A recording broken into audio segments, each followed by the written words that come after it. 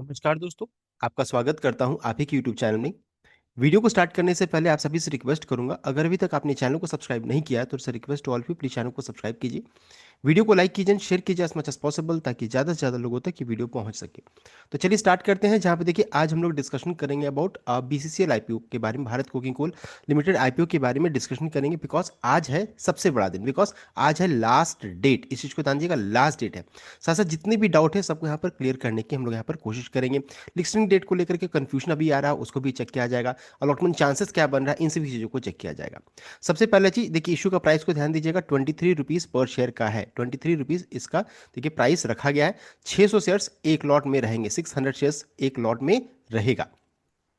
अब आगे बढ़ते हैं। यहाँ पर अब देखिए बहुत लोग क्वेश्चन पूछ रहे हैं कि मेरा मेरा अकाउंट ग्रो में भी है, जेरोदा में भी है, अपस्टॉक्स में ही है, लेकिन सबका पैन कार्ड सेम है और मैंने सब जगह अप्लाई कर दिया। अगर आपने ऐसा किया है तो यहाँ पर देखिए 3 एप्लीकेशन अगर आपने कर दिया है, आप फाइल कर दिया है, तो रिजेक्शन होने का चांसेस ज़्यादा बनता है। इस चीज़ को ध्यान दीजिएगा।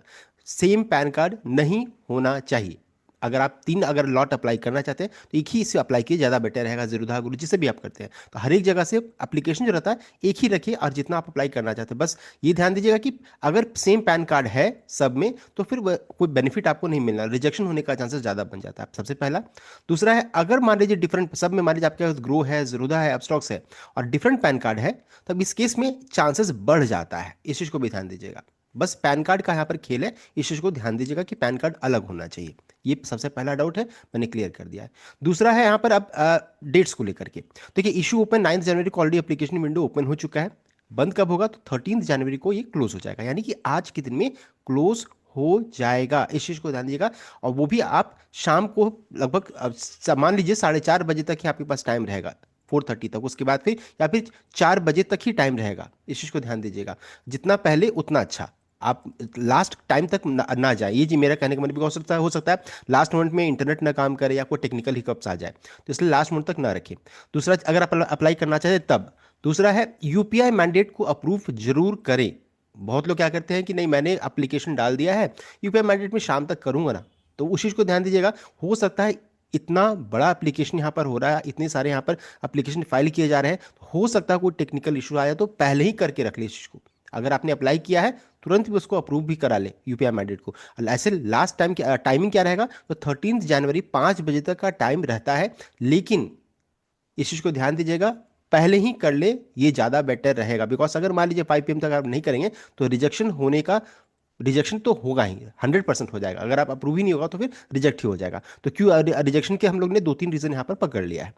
अब आगे बढ़ते हैं। उसके अलावा है अभी कि मान लीजिए जैसे मैंने अप्लाई कर दिया, डेट तो मान लीजिए आज खत्म हो गया। अब है अलॉटमेंट कब होगा तो 14 जनवरी, कल से अलॉटमेंट स्टार्ट हो जाएगा। अगर मान लीजिए अलॉटमेंट नहीं मिलता है तो यहाँ पर देखिए इनिशिएशन ऑफ रिफंड बताया जा रहा है, तो 15 जनवरी यहाँ पर टाइम है। साथ साथ लिस्टिंग को लेकर के यहाँ पर साथ साथ डीमैट अकाउंट में कब आएगा तो 15 जनवरी का डेट यहाँ पर बताया रहा है। लिस्टिंग 16 जनवरी का यहाँ पर बताया जा रहा है। लेकिन ये तीनों डेट को लेकर के यहाँ पर अभी कंफ्यूजन है, पूरा कंफ्यूजन है, ऐसा होगा कि नहीं होगा। बिकॉज अभी बहुत सारे एक्सपर्ट्स का मानना है कि हो सकता है लिस्टिंग डेट बढ़ जाए। क्यों, हम लोग आगे चेक करेंगे। देखिए ऑफिशियल कंफर्मेशन नहीं आया है, लेकिन ऐसा हो सकता है। हो सकता है आज ड्यूरिंग मार्केट आवर्स में अपडेट भी आ जाए। नेक्स्ट है क्यों, उसके पीछे रीजन क्या है। तो बताया जा रहा है कि will Bharat cooking coal shares list on January 16 amid stock market settlement holiday this week और बी पोस्टपोन्ड। क्या 16 जनवरी को लिस्टिंग होगा या पोस्टपोन करके या आगे बढ़ जाएगा, यहाँ पर सबसे पहला क्वेश्चन मार्क है। उसके पीछे रीजन क्या है, बताया जा रहा है कि यहाँ पर देखिए मार्केट बंद रहेगा 15 जनवरी को। पहले ऑफिशियल डिस्क्लोजर आया था, जो मैंने खुद बताया था कि मार्केट खुला रहेगा 15 जनवरी को, लेकिन बाद में डिस्क्लोजर को चेंज किया गया। ऑफिशियल कंफर्मेशन आया कि 15 जनवरी को मार्केट बंद रहेगा on account of municipal corporation election in Maharashtra. तो महाराष्ट्र में जो इलेक्शन हो रहा है उस कारण से 15 जनवरी को मार्केट बंद रहेगा। अब जब मार्केट बंद रहेगा तो उस केस में ये सिनेरियो आ रहा है कि यह पोस्टपोन हो सकता है। Earlier credit of shares to demat account and refund was schedule for Thursday. 15 जनवरी को शेड्यूल किया गया था कि जिनको अलॉटमेंट मिलेगा 15 जनवरी तक आपके अकाउंट में आ जाएगा।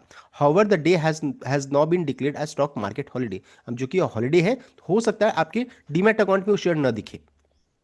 According to latest notification, trading in equities, derivatives, securities, lending and borrowing, currency derivatives and interest rate derivatives will remain suspended in both NSE and at BSE and NSE. Commodity derivative segment will remain closed in the morning session. फिर जनवरी 15 जो रहता है will also be a settlement holiday, a non-working day for bank. तो 15 जनवरी भी settlement holiday है, इस चीज को ध्यान दीजिएगा। तो इस कारण से जो रहता है ये प्रॉब्लम यहाँ पर आ रहा है। इन्वेस्टर्स अभी भी वेट कर रहे हैं कि कोई ऑफिशियल कंफर्मेशन स्टॉक एक्सचेंज से आ जाए। अगर मान लीजिए कोई ऑफिशियल कंफर्मेशन नहीं आता है तो जो पहले डेट था वही रहेगा। मान लीजिए ऑफिशियल कंफर्मेशन आएगा तो हम लोग इसको डिस्कस कर लेंगे इन फ्यूचर में। साथ साथ है कि अब कब लिस्टिंग होने का चांसेस है, तो एक्सपर्ट्स का मानना है कि मंडे 19 जनवरी को ये लिस्टिंग के लिए जा सकती है। ये आईपीओ एक्सपर्ट्स जो है मनी कंट्रोल में, उनके तरफ से कंफर्मेशन आ रहा है। कोई अभी तक ऑफिशियल कंफर्मेशन अभी तक नहीं आया है। साथ साथ ये भी बताना चाहूंगा, जो कंफ्यूजन है मैंने यहाँ पर क्लियर कर दिया है। कोई अगर डेट्स अगर नया आता है मैं आपको बता दूंगा। नेक्स्ट है कितना सब्सक्राइब हुई है। तो देखिए अगर कल का सब्सक्रिप्शन को चेक करेंगे तो बम्पर सब्सक्रिप्शन देखने को मिल रहा है 33.88 टाइम्स, देख सकते हैं। तो जबरदस्त रिस्पांस मिला है। क्यूआईबी कोटा आज लगभग 3 बजे के बाद आपको एक्चुअली पता चलेगा कि क्या फिल यहाँ पर कितना हुआ है, बिकॉज ये लास्ट मोमेंट में होता है। पैसा इनके पास इनके पास जो होता है टाइम वैल्यू ऑफ मनी के कारण ये लोग जो है लास्ट मोमेंट में अप्लाई करते हैं। तो ये भी 100% से तो ज़्यादा होना तय रहेगा। एनआई 96.66 रहेगा, एंड साथ साथ retail 27.27 and share holder quota देखिए 44.2x टाइम्स, देख सकते हैं। तो शेयर होल्डर कोटा जो रहता है इसमें जबरदस्त रिस्पांस देखने को मिल रहा है।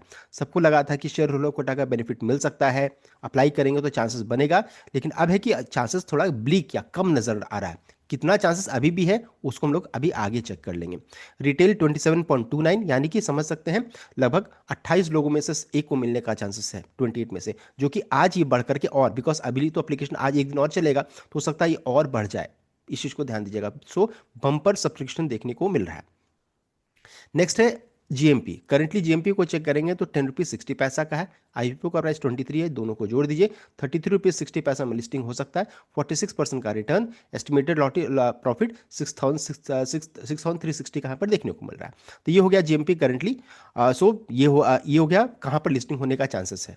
नेक्स्ट है लॉट साइज वगैरह को भी चेक कर लेंगे, बिकॉज अब कैसे अप्लाई करेंगे वो चेक करेंगे, साथ साथ अलॉटमेंट चांसेस को चेक किया जाएगा।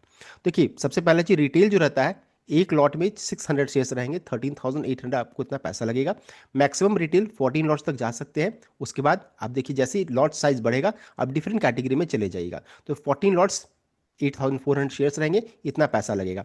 शेयर होल्डर कोटा के लिए भी यही इंपॉर्टेंट है। शेयर होल्डर कोटा के लिए 2 लाख का लिमिट रखा गया, यानी कि आप शेयर होल्डर कोटा में 14 लाख तक 14 लॉट्स तक आप जा सकते हैं, यानी कि 8,400 शेयर्स, और अमाउंट में 1,93,200 यहाँ पर है।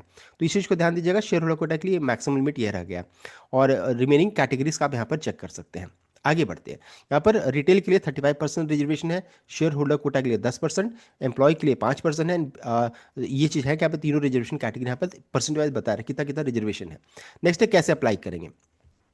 अप्लाई करने से पहले एक और चीज़ है कि जो भी शेयर होल्डर कोटा के लिए एलिजिबल है आप 2 एप्लीकेशन फाइल कर सकते हैं। एक जैसे पहले करते थे, जैसे मान लीजिए आप रिटेल में करते तो रिटेल में कीजिए, और एक शेयर होल्डर कोटा में कर सकते हैं। बस इतना है कि इतना ही कि इसमें 2 लाख से ज़्यादा नहीं होना चाहिए, यानी कि 8,400 शेयर्स। तो ये हो गया, पहले जैसे करते थे वैसे कीजिए, जो भी कैटेगरी में अप्लाई करते थे वैसा अप्लाई कीजिए। साथ साथ एक एप्लीकेशन यहाँ पर हो जाएगा, तो 2 एप्लीकेशन आप कर सकते हैं। नेक्स्ट आगे बढ़ते हैं। यहाँ पर कौन कौन एलिजिबल हैं, तो जो भी यहाँ पर 1 जनवरी तक कोल इंडिया का शेयर को खरीद करके रिकॉर्डेड 2 जनवरी तक रखे होंगे वही शेयर होल्डर कोटा के लिए एलिजिबल रहेंगे। ये इंपॉर्टेंट है, 1 जनवरी तक जिन्होंने खरीदा होगा एंड 2 जनवरी तक जो रखे होंगे वही एलिजिबल रहेंगे। नेक्स्ट है जो भी कॉम्बिनेशन है आप यहाँ पर चेक कर सकते हैं। शेयर होल्डर कोटा के लिए 2 लाख का लिमिट है, एम्प्लॉय कैटेगरी के लिए 5 लाख का है, एंड रिमेनिंग कॉम्बिनेशन आप चेक कर सकते हैं। जैसे एम्प्लॉय प्लस शेयर होल्डर अगर अप्लाई कर रहे हैं तो 2 लाख एंड प्लस 5 लाख रहेगा। Employee share holder plus RI NI रहेगा तो 2 लाख 5 लाख, इस तरीके से पूरा कॉम्बिनेशन दिया गया, आप यहाँ पर चेक कर सकते हैं। नेक्स्ट आगे बढ़ते हैं। यहाँ पर है कि अप्लाई कैसे करेंगे। तो अप्लाई करने के लिए देखिए सिंपल तरीका है। मान लीजिए जैसे आप जेरोधा यूज़ कर रहे हैं तो पहले आप लॉगिन कर लीजिए। लॉगिन करने के बाद यहाँ पर देखिए बिड बताया जा रहा है, बिड सेक्शन है, बिड्स में जाइए। यहाँ पर देखिए IPO बता रहा है, IPO में जाइए। भारत कोल देखिए यहाँ पर बताया जा रहा है, भारत कोकिंग कोल यहाँ पर है। इसमें जाकर के आपको अप्लाई करना है। यहाँ पर देखिए एप्लीकेशन है, यहाँ पर अप्लाई का बटन है, देख सकते हैं। इसमें आप क्लिक कीजिए। क्लिक कीजिएगा तो इंडिविजुअल है, एम्प्लॉय है, एग्जिस्टिंग है, तो जो भी कैटेगरी को आप बिलोंग करते हैं उसमें से आप किसी को सेलेक्ट कर लीजिए। जैसे आप रिटेल के लिए सिर्फ अप्लाई करना चाहते हैं तो यहाँ पर इंडिविजुअल रहेगा। अगर आप मान लीजिए एम्प्लॉय के लिए अप्लाई करना चाहते हैं तो एम्प्लॉय को यूज़ कीजिए। और मान लीजिए एग्जिस्टिंग शेयर यानी कि शेयर होल्डर कोटा में अप्लाई करना चाहते हैं तो आप इसको यूज़ कीजिए। अगर आप दोनों में जाना चाहते हैं, मान लीजिए रिटेल के लिए या इसके लिए जाना चाहते हैं, तो ये अलग अलग फिर आपको फाइल करना रहेगा यहाँ पर। तो अब जैसे मान लीजिए मैं यहाँ पर अप्लाई है, मैं क्या करूँगा, एग्जिस्टिंग शेयर होल्डर, मान लीजिए मैं शेयर होल्डर कोटा के लिए अप्लाई करना चाहता हूँ तो इसको मैं सेलेक्ट करूँगा। सेलेक्ट करने के बाद देख सकते हैं यहाँ पर एग्जिस्टिंग शेयर होल्डर लिखा हुआ बता रहा है। यूपीआई आईडी ये सब कुछ को फिल कीजिए। एक लॉट में 600 शेयर्स रहेगा तो यहाँ पर यही बताएगा। 23 रुपीज़ कट ऑफ प्राइस रहेगा।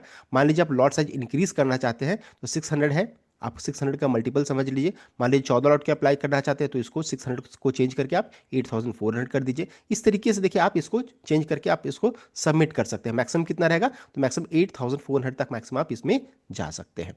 तो ये हो गया शेयर होल्डर कोटा के लिए। नेक्स्ट है, आपको अगर मान लीजिए अप्लाई करना है एम्प्लॉय के लिए या फिर existing share holder individual investors के लिए यानी कि रिटेल के लिए अप्लाई करना है तो रिटेल के लिए सेलेक्ट कीजिए। यहाँ पर देखिए इंडिविजुअल इन्वेस्टर्स लिखा रहेगा। सिमिलर यहाँ भी आपको फिल करना है, सबमिट कर देना है। तीसरा ऑप्शन हो गया एम्प्लॉय कैटेगरी के लिए। एम्प्लॉय में देखिए यहाँ पर एम्प्लॉय लिखा रहेगा, देख सकते हैं। और यहाँ पर 5 लाख तक आपका लिमिट रहेगा, यानी 833 शेयर्स रहेगा, इतना पैसा लगेगा, देख सकते हैं। आपको क्वांटिटी फिल कीजिए और सबमिट कर दीजिए। तो ज़रूरत में कैसे करना है मैंने आपको बता दिया है।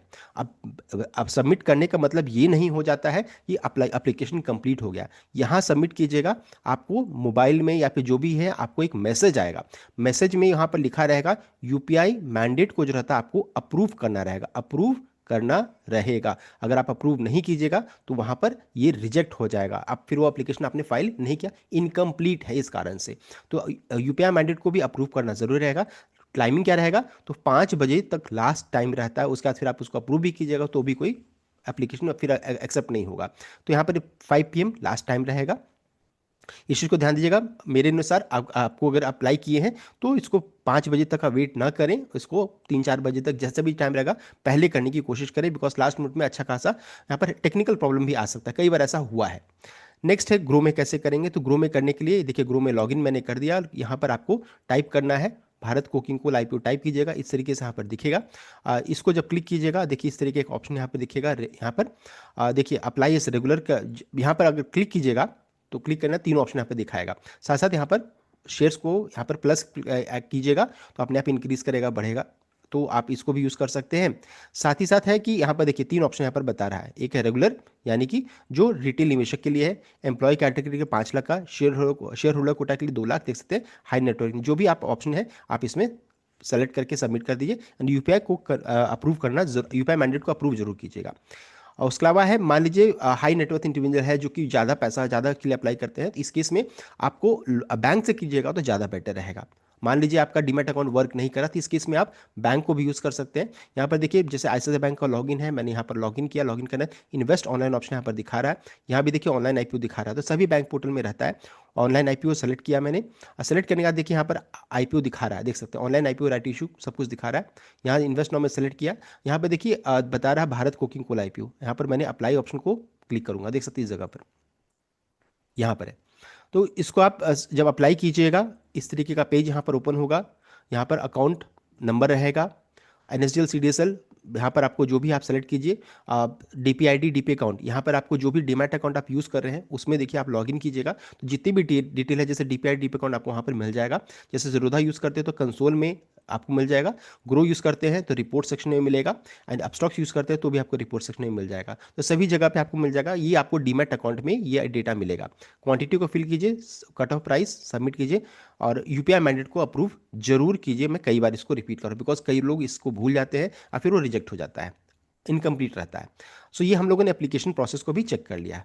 अब है अलॉटमेंट चांसेस कितना बन रहा है, बिकॉज अभी हम लोगों ने चेक किया अच्छा खासा 44 टाइम्स शेयर होल्डर कोटा यहाँ पर फिल हुआ है, तो कितना चांसेस बन रहा है। एक और चीज़ बताना चाहूँगा, शेयर होल्डर कोटा में प्रोपोर्शनेट बेसिस में यहाँ पर सिलेक्शन होता है, अलॉटमेंट होता है। 10% का यहाँ पर देखिए रखा गया है रिजर्वेशन। रिटेल जो रहता है लॉटरी सिस्टम होता है, तो किस्मत की बात होती है। हालांकि 35% रिजर्वेशन है, लेकिन मिलने का चांसेस थोड़ा कम ही रहता है इस जगह पर। एम्प्लॉय के लिए ज़्यादा चांसेस रहता है, बिकॉज आप एम्प्लॉय है, 5% का रिजर्वेशन है, और आप साथ ही साथ 5 लाख का लिमिट भी यहाँ पर रखा गया है। तो ये 3 है यहाँ पर है, तो जिस कैटेगरी में आप इसको यहाँ पर चेक कर सकते हैं।